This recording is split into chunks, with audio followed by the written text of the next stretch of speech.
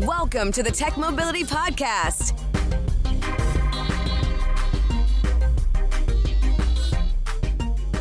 I'm Ken Chester, and we have a full docket ready to discuss, so let's get started. On the docket, my review of the 2024 Dodge Hornet RT compact crossover. Look, Ma, healthy sugar, that's a personal favorite. We'll talk about that. And Toyota joins forces with an electric utility for a vehicle-to-grid development. To join the conversation, be it to ask a question, share an opinion, or even to suggest a topic for a future show, call or text the TechMobility hotline. That number, as always, 872-222-9793. Or if you prefer, you can email the show directly, talk@techmobility.show, and that is talk@techmobility.show. Be sure to check us out on social media and wherever you enjoy podcasts. And I want to add this last thing. If you reach out to us, unless you tell us not to, I might talk about you on the air, but typically we're going to want your permission. So if you tell us you don't want to be, that's fine too. It's not something I automatically do. But I'd still love to hear from you because I do get information. I do get emails from listeners, and I may even respond from time to time that may not necessarily make it to air either due to their request. So please, I'm not going to necessarily put you out there if you don't want to be, but I still love to hear from you. From the Tech Mobility News Desk, this one's got me. This one has me. I'll start with the title and then I'll explain. Jaguar Land Rover will axe 5 and their quote, zero profit, unquote, models this year. Jaguar is going to an electric future. And what they're just admitting is most of what they sell doesn't make them any money. And that's kind of weird considering that their average price point for a Jaguar is up over $70,000. But what you're seeing, what this is really is an inconvenient truth in the auto industry. You need volume to get price breaks. And when I say volume, I'm talking hundreds of thousands, if not millions of units in order to spread cost in such a way where you can be cost competitive. Jaguar Land Rover is what you call a boutique manufacturer. They don't sell that many cars by comparison. Basically, they sell their total lineup sells 1/5 of what Ford sells in F-Series pickups, just to give you some contrast. 1/5. Ford builds 5 times as many F-Series pickups alone than Jaguar builds total across all their models. So let's talk about it. Jaguar Land Rover will boost its margins after cutting 5 models with close to zero profitability this year. That is what the CEO, Adrian Mardell, told investors. All 5 models are Jaguars.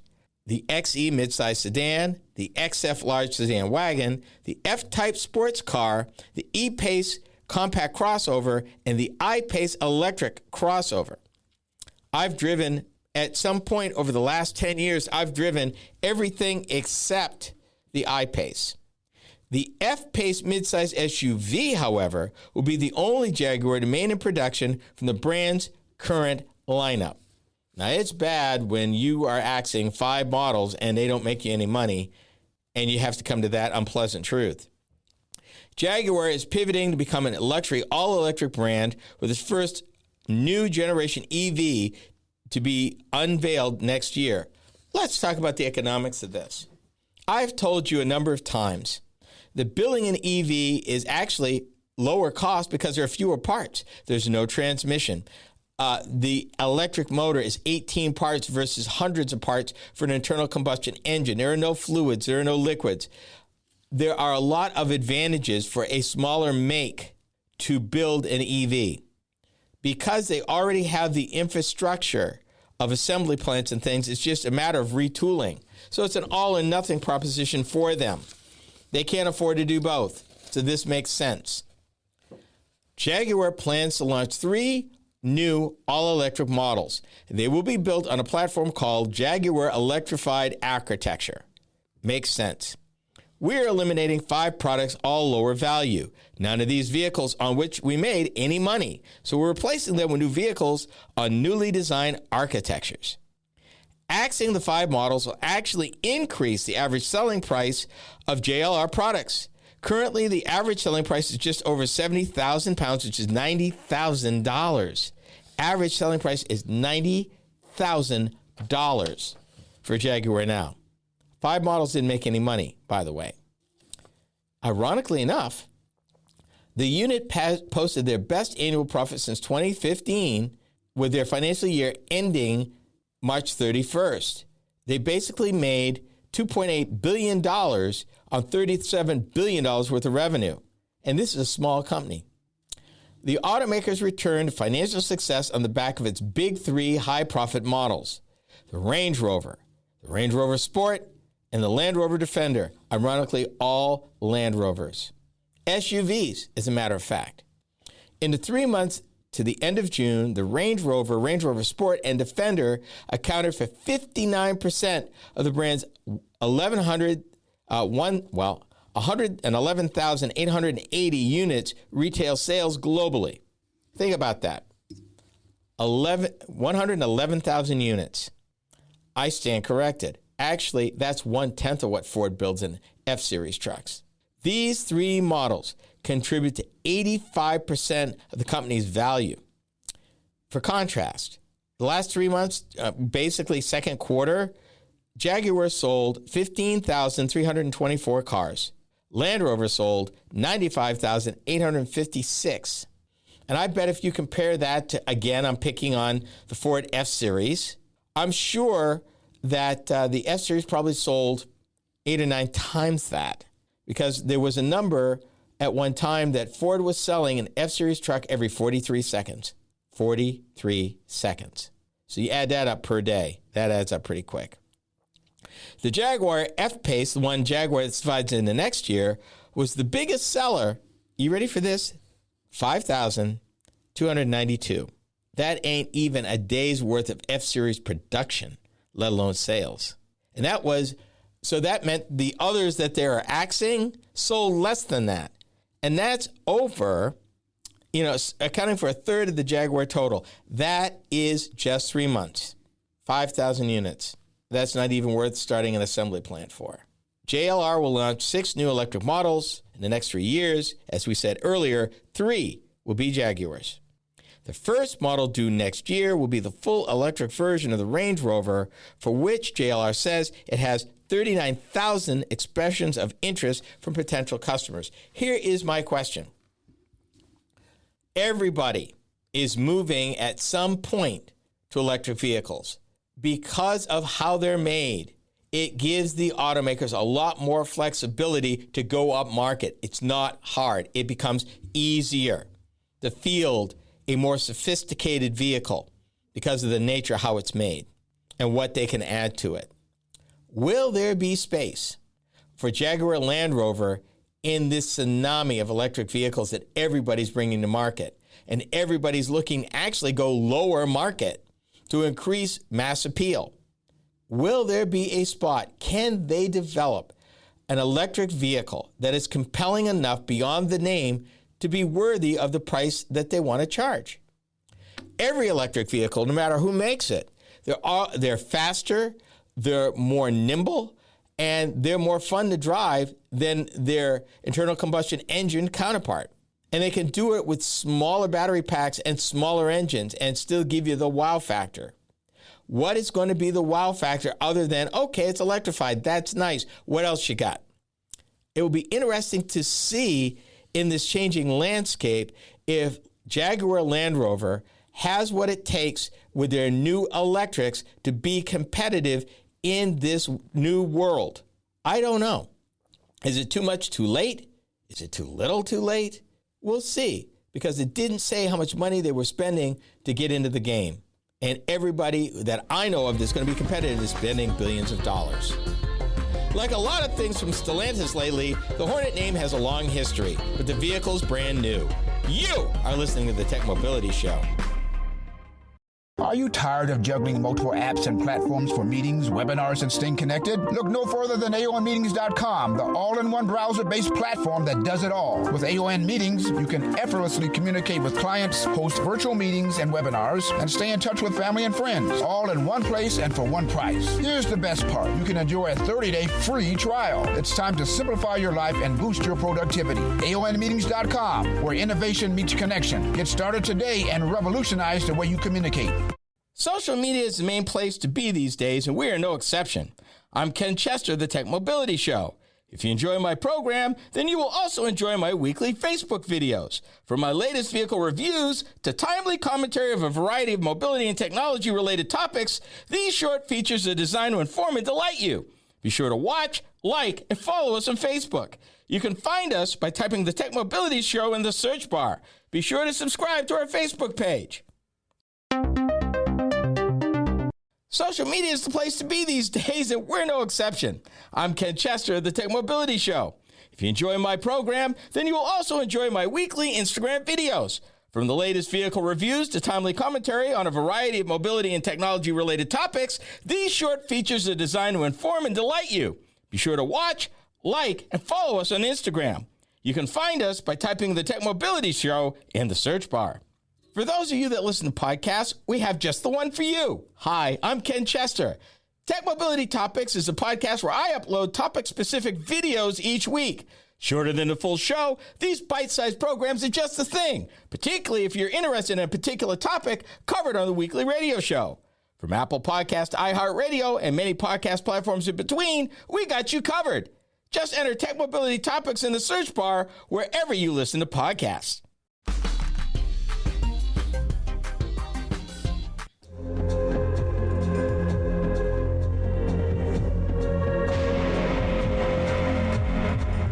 It's about time and finding faster ways to take new ideas from drawing board to reality. It's about the search for methods to make machinery last longer or make a long drive seem shorter. It's about making time to look beyond the obvious. And most of all, about taking time to listen. All things change through time. Cars, trucks, and a company.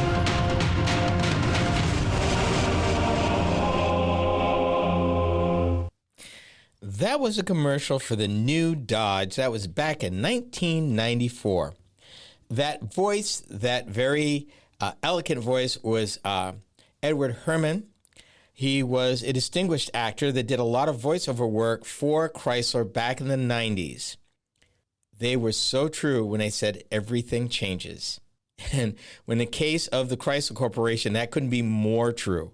What they were trying to explain is the evolution of the company and the new products that they had coming out at the time, which were revolutionary. People forget that almost 30 years ago, Chrysler Corporation, with its minivans, which were a hit, and their new pickup truck, which was a hit, they were firing on all cylinders in the mid-90s, and believe it or not, was more profitable than GM or Ford at that time. Unfortunately, as they say, that was then, this is now. Let me talk about the vehicle now. The Dodge Hornet RT. It's the nameplate's first compact SUV since the discontinuation of the Jeep Liberty-based Dodge Nitro back in 2011. The Dodge Hornet RT is also the automaker's first plug-in hybrid, but as always, I'm getting ahead of myself. The Hornet name goes back almost 70 years, and what's typical for Stellantis, 7 different automotive manufacturers. So let me explain. The Hudson Motor Company first introduced the Hornet as a performance model in 1951. And here's a fun fact for you. If you're into the Disney Cars movie franchise, then you would recognize this one as the fabulous Hudson Hornet. That was a real car. And the character Doc Hudson in the first movie, who was played by actor and former race car driver, the late Paul Newman, was pretty cool. American Motors would be the next to the plate, acquiring the Hornet name when Nash and Hudson merged in the mid-1950s.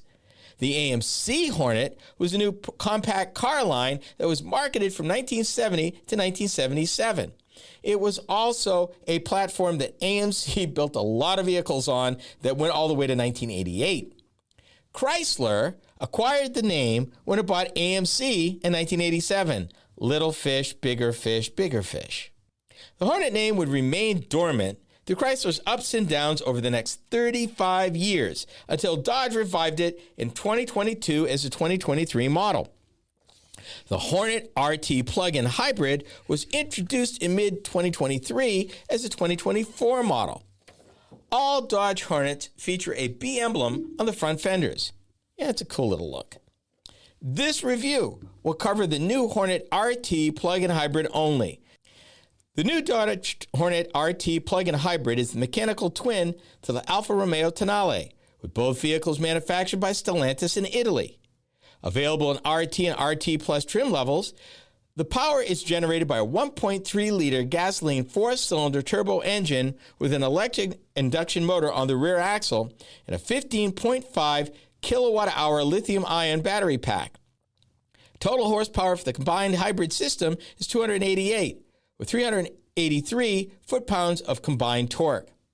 A 6-speed automatic transmission communicates energy to all four wheels, as all-wheel drive is standard. EPA fuel economy is 29 city, 32 highway. Cargo capacity is 50.5 cubic feet, with the rear seats folded flat. Payload capacity is 1,195 pounds. Towing capacity is 2,000 pounds. Ground clearance is 6.1 inches. The rear windows go all the way down, and seating is comfortable for 4 adults. Here's what I liked about the vehicle. The Dodge Hornet RT starts with aggressive good looks and presentation. The vehicle is a solid build, with handling and control attributes that are driver-inspiring. The eDrive mode button allows the driver to select a power mode, hybrid, electric, or eSave, to optimize the vehicle's energy consumption. Here's what I didn't like about the vehicle. Now, you remember that I said the Dodge Hornet is a mechanical sibling to the Alfa Romeo Tonale? You may have to go back to my review on April 29th to find out what I thought about that one. The reason why I bring it up is the fact that my list of dislikes for the Hornet RT is equally as long and for most of the same reasons. The infotainment system, along with displays, controls, and switchgear, are a confusing jumble and small. The sport button is a major disappointment, while the gasoline-only mode fuel economy is poor. There's no spare tire. There's a high lift over to the cargo area, most likely due to the battery pack, and a split fold-down rear seating does not fold flat.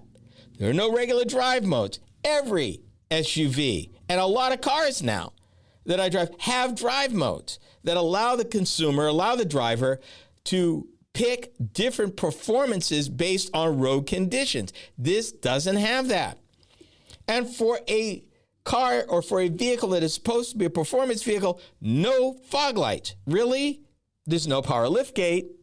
And I'm concerned about its questionable performance bona fides after all of that. The driver only gets to tap into a smooth flowing stream of power from the drivetrain at about 75 miles an hour or more, and I consider that too high to be useful because most people who are not on the interstate don't drive that fast, at least legally. They're not supposed to, not on surface streets. So here's the bottom line. I spent a week with this car, and like the Tonale, I wanted to like it. But I thought it failed to live up to the promises made by its aggressive exterior, just like the Alfa Romeo Tonale. And try as I might, I'm not a fan of this version of the compact crossover SUV either. It just gets down to this. There is so much out there that is competitive, and Stellantis in the past has done so much right with infotainment systems. But in order to get it to fit all here, they just made a lot of compromises that I really have a problem with. They went from one of the best layouts of displays, controls, and switchgear that I bragged about for years into this really small to read, really hard to use setup that they got now. It don't work for me. I'm sorry. And depending on which model you drive, the start button's even at a weird place. I can go on and on. I just wish they had found a better platform to bring this to market. The base MSRP for the 2024 Dodge Hornet RT starts from $41,400 for the RT and $46,745 for the RT Plus. Destination charges add $1,595. Imagine enjoying a chocolate candy bar full of guilt-free sugar. It could happen, and how is next? This is the Tech Mobility Show.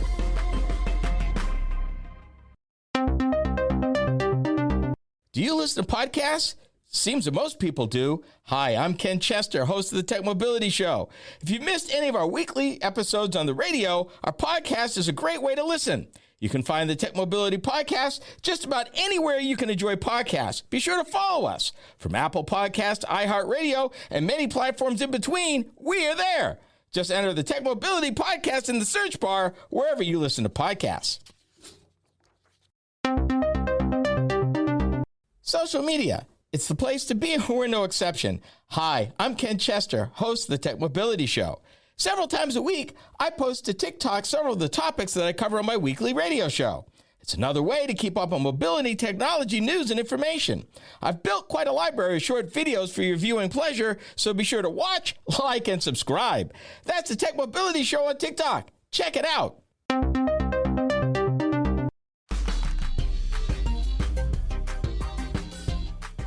Imagine enjoying sugar-laden foods without the guilt. A chocolate bar would look and taste normal and even contain the same amount of sugar. But an enzyme, encased in an edible substance and added to the bar, would reduce how much sugar is absorbed into the bloodstream and even turn it into a fiber that's actually good for your gut. Oh, I love this. This is Topic B. Okay, y'all. This segment, I saw this, I had to talk about it. Why? I'm one of those, and I readily admit, I'm Ken Chester, and I love my sugar. A lot of people tease me that I have a little coffee with my sugar. Leave me alone. Finally, technology that is going to actually free me. I can hardly wait. So these people can leave me alone. Yes, we're talking the technology is finally caught up that, you don't have to reduce your sugar intake, but with this new technology. This is a Wall Street Journal piece, and it says, forget cutting sugar, new tech makes it healthier instead. Sugar being good for you. I can hardly wait. Oh, my God. This is so cool. The product is a brainchild of scientists at Harvard University's Weiss Institute for Biologically Inspired Engineering. In 2018, Kraft Heinz tapped the scientists to help develop sugar substitute that would enable the food giant to cut the sweetener from its food without losing its benefits. The scientists, bless their heart, had a different idea. Save the sugar, but devise a way to make it healthier. The problem is not the sugar itself, said Sam Inverso, Director of Business Development Partnerships at the Weiss Institute. The problem is that we eat too much sugar. Guilty. That would be me. Guilty as charged. The sugar-to-fiber enzyme is among the latest technologies dreamed up to deal with America's sugar habit without ditching sugar itself. Yes, I'm a sugar junkie. I admit it. Another fix involves a drink mix containing microscopic sponges that soak up sugar in the stomach at mealtime. Even researchers are still working to reduce sugar are peddling new technologies like individual sugar crystals, modified to dissolve more quickly in the mouth, making food taste sweeter. Now, to be honest, some sugar occurs naturally in our foods like fruit and dairy products, but much of it is added by manufacturers to process food and drinks such as cereal and soda. And actually, if you read the labels like I actually do, you would be shocked what they put sugar in. How about tomato sauce? They put sugar in that, amidst other things that they put sugar in that at first blush you would not imagine that sugar would even be in there. But I am a label reader, and you would be amazed at what's in the food you eat. U.S. regulators in recent years have begun cracking down on added sugars in 2016, requiring food and beverage makers to disclose on nutrition labels how much sugar has been added to products. Regulators this year put limits on added sugar in school meals and are weighing a requirement that foods high in substances like sugar must say so on the front of their packaging. And full disclosure, not only do I love my sugar, I love my salt. It's the two things, those are my vices, sugar and salt. I probably consume too much of both of them. But leave me alone. Don't judge my sugar intake. Sugar's the new tobacco, says Steve Young, managing partner at private equity firm Manna Tree Partners, which invests in food companies. Food and beverage companies are ramping up work on new products with little to no added sugar and trying to reduce it in existing ones as consumers grow more aware of its ubiquity, including in unexpected foods like salad dressing and condiment. Catsup. It's got sugar in it. Yes, it does. Artificial sweeteners, like the key ingredient in Diet Coke, came into vogue years ago as a fix for calorie-conscious consumers, but scrutiny over their safety had dented their popularity.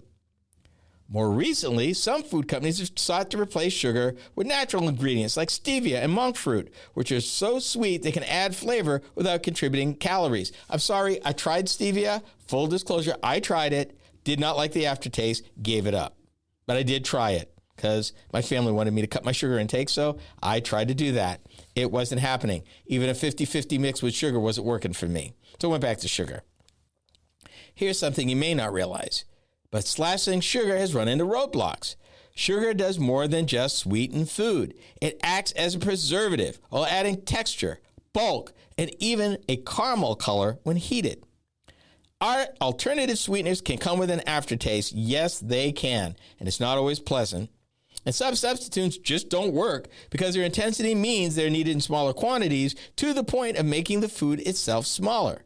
For example, if you were to take the sugar out of a brownie, you don't have much left. And this is an ongoing fight. Reducing sugar often requires retooling decades-old recipes, and substitutes can entail higher costs, regulatory hurdles, or consumer backlash. Kraft Heinz, for existence, has pledged to cut 60 million pounds of sugar from its products by 2025.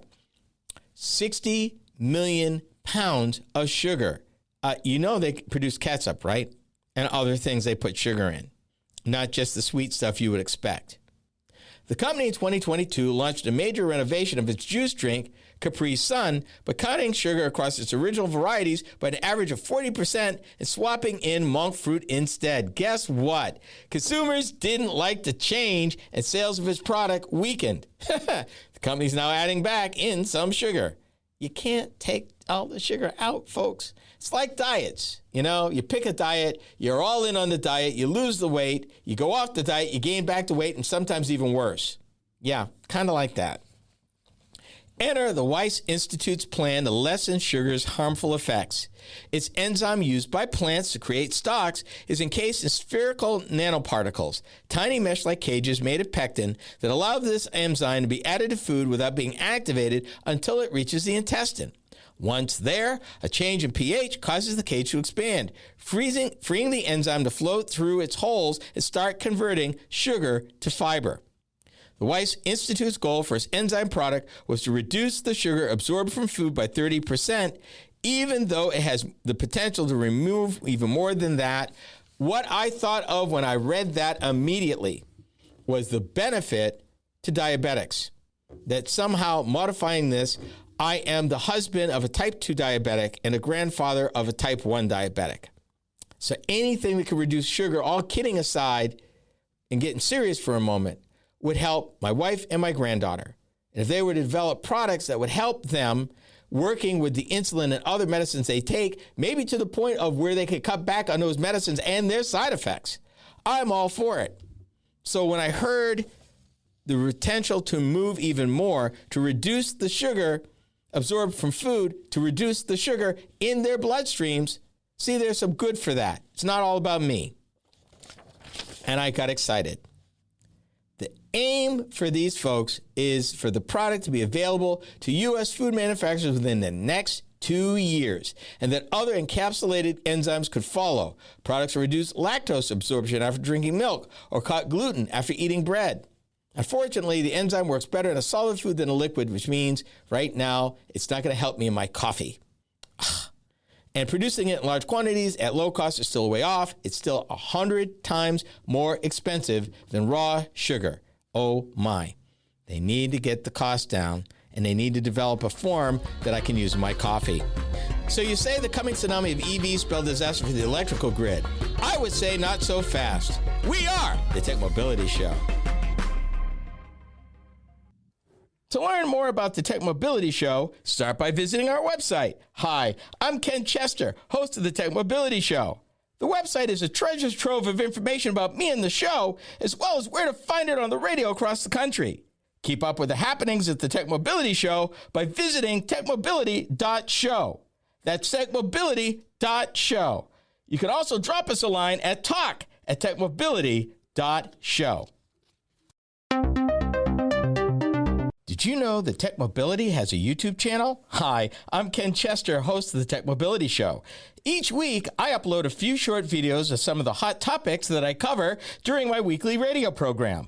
I've designed these videos to be informative and entertaining. It's another way to keep up on current mobility and technology news and information. Be sure to watch, like, and subscribe to my channel. That's the TechMobility Show on YouTube. Check it out.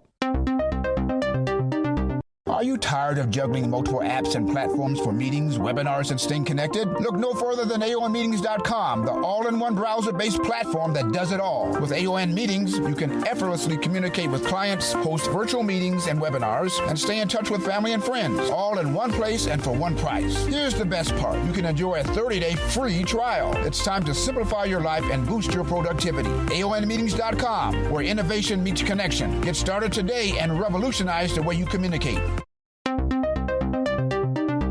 Social media is the place to be these days, and we're no exception. I'm Ken Chester of the TechMobility Show. If you enjoy my program, then you will also enjoy my weekly Instagram videos. From the latest vehicle reviews to timely commentary on a variety of mobility and technology-related topics, these short features are designed to inform and delight you. Be sure to watch, like, and follow us on Instagram. You can find us by typing the TechMobility Show in the search bar.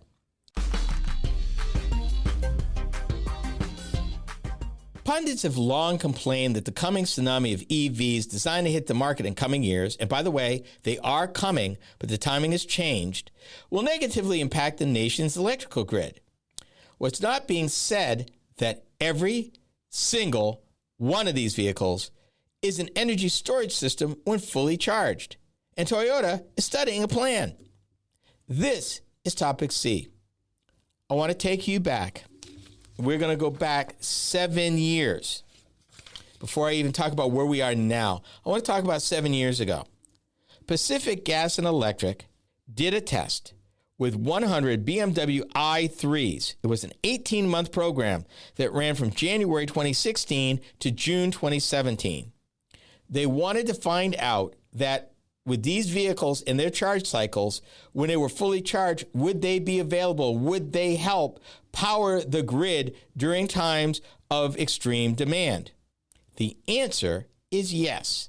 During that test, those vehicles avoided PG&E having to come up with 19,500 kilowatt hours of power that they were able to provide with a minimum of degradation to each and every one of those vehicles. None of them suffered any loss as a result of being a part of the grid at that time. And that was back in 2016, 2017. Back when battery prices were a lot higher, battery densities weren't as dense as they are now, and electric battery development wasn't as far along as it is now. You could reasonably argue that those were first generation, maybe second generation batteries, and we've gone through a couple of generations since then.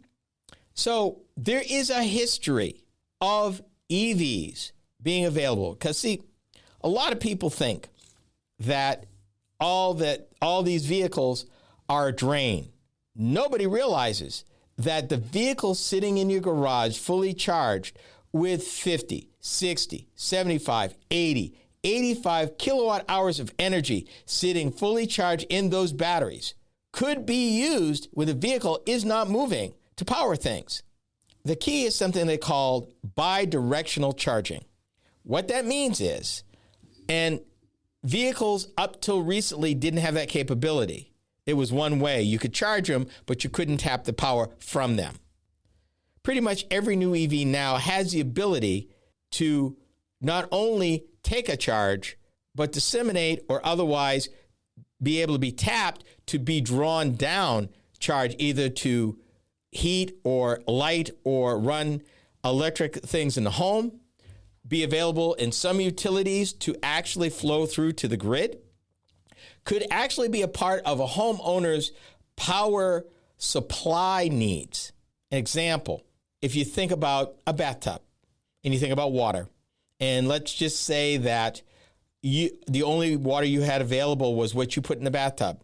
And because the cost of water during the day was really high, you waited till the night, you filled the bathtub, and then you used it during the day as needed. Electrical power, same way.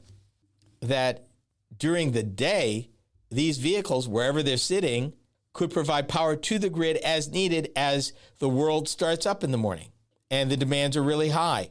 This helps everybody because the utility is not having to build a new plant or have an older plant on what they call hot standby, meaning ratepayers don't have to pay for that.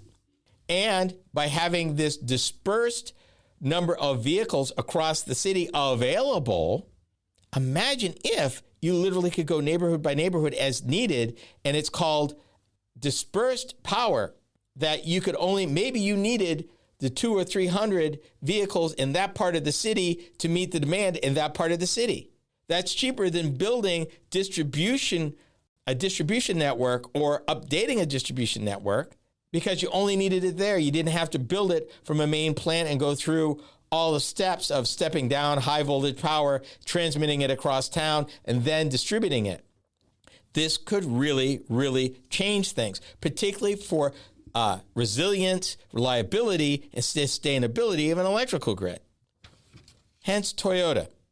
Toyota's teamed up with one of the largest utilities in the country for an experiment in Maryland, where they are going to look at vehicle-to-grid technology with the aim of improving energy grid resilience and integrating renewable energy sources.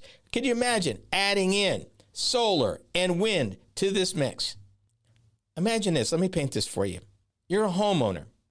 You have solar on the roof. You have batteries in your home, and you have a vehicle that is an electric vehicle. And depending on the power needs, you could store and pull power from the grid when power was cheap, late at night. You could sell power to the grid when there was a need, particularly if you had excess above what your home needed.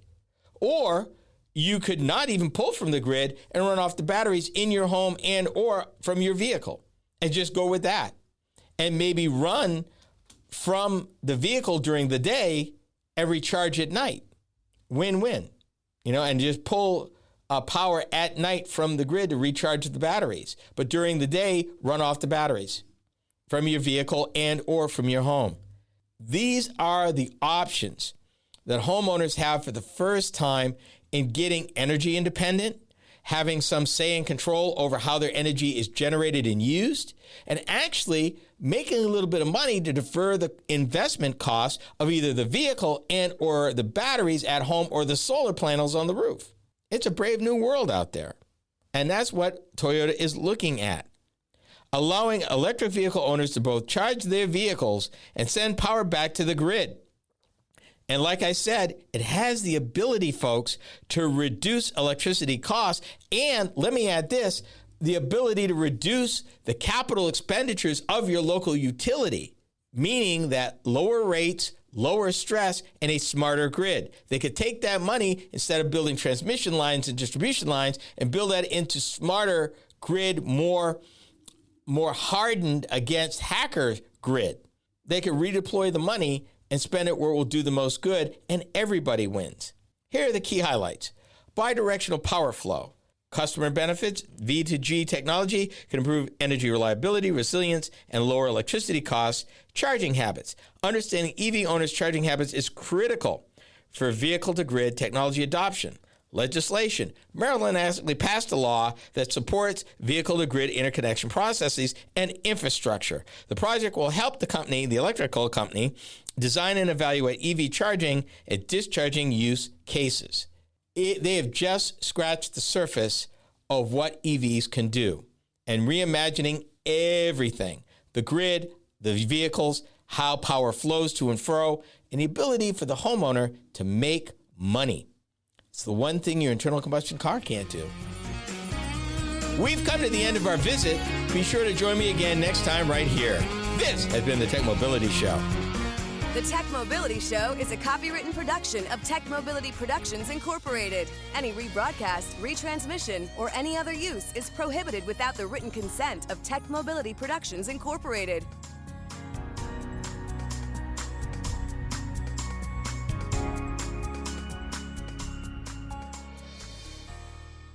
For those of you that listen to podcasts, we have just the one for you. Hi, I'm Ken Chester. TechMobility Topics is a podcast where I upload topic-specific videos each week. Shorter than the full show, these bite-sized programs are just the thing, particularly if you're interested in a particular topic covered on the weekly radio show.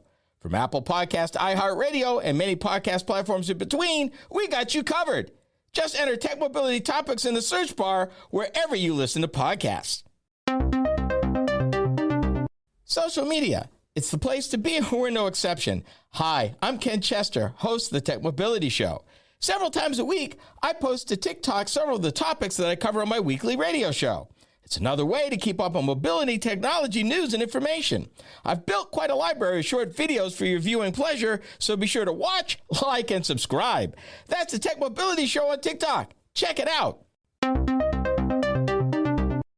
To learn more about the TechMobility Show, start by visiting our website. Hi, I'm Ken Chester, host of the TechMobility Show. The website is a treasure trove of information about me and the show, as well as where to find it on the radio across the country. Keep up with the happenings at the TechMobility Show by visiting techmobility.show. That's techmobility.show. You can also drop us a line at talk@techmobility.show. Do you listen to podcasts? Seems that most people do. Hi, I'm Ken Chester, host of the TechMobility Show. If you missed any of our weekly episodes on the radio, our podcast is a great way to listen. You can find the TechMobility Podcast just about anywhere you can enjoy podcasts. Be sure to follow us. From Apple Podcast, iHeartRadio, and many platforms in between, we are there. Just enter the TechMobility Podcast in the search bar wherever you listen to podcasts.